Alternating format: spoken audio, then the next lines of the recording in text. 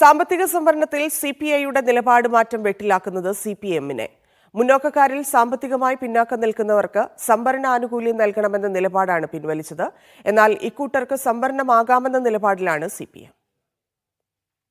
2012 പട്നയിൽ ചേർന്ന CPI party കോൺഗ്രസിലാണ് സാമ്പത്തികമായി പിന്നോക്കം നിൽക്കുന്ന മുന്നോക്കക്കാർക്ക് സംവരണം നൽകുന്നതിനെ സിപിഐ അനുകൂലിച്ചത്. കഴിഞ്ഞ തവണ വിജയവാഡയിൽ ചേർന്ന പാർട്ടി കോൺഗ്രസിൽ ഇതിനെതിരെ കടുത്ത വിമർശനമാണ് ഉയർന്നത്. മുൻമന്ത്രി വി.എസ്. സുനിൽകുമാർ, എറണാകുളം ജില്ലാ സെക്രട്ടറി എൻ. അരുൺ അടക്കമുള്ളവർ എതിർത്തു.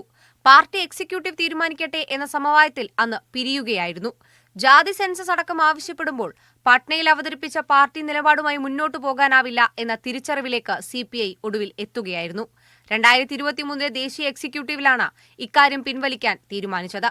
ഇക്കാര്യം ചണ്ഡീഗഡിലെ പാർട്ടി കോൺഗ്രസിൽ റിപ്പോർട്ട് ചെയ്യുകയായിരുന്നു. അപ്പോഴും മുന്നോക്കക്കാർക്ക് സംവരണം അനുവദിക്കുന്ന നിലപാട് മാറ്റം വരുത്തിയില്ല. NSS അടക്കം സമുദായ സംഘടനകൾ LDFന് അനുകൂല നിലപാട് സ്വീകരിക്കുമ്പോൾ അവരെ വെറുപ്പിക്കുന്ന നയമാറ്റം CPM എടുക്കാനും ഇടയില്ല.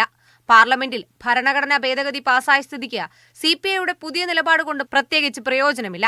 എങ്കിലും തെറ്റുതിരുത്തിയെന്ന് പാർട്ടിക്ക് ആശ്വസിക്കാം. മീഡിയ 1, ഡൽഹി.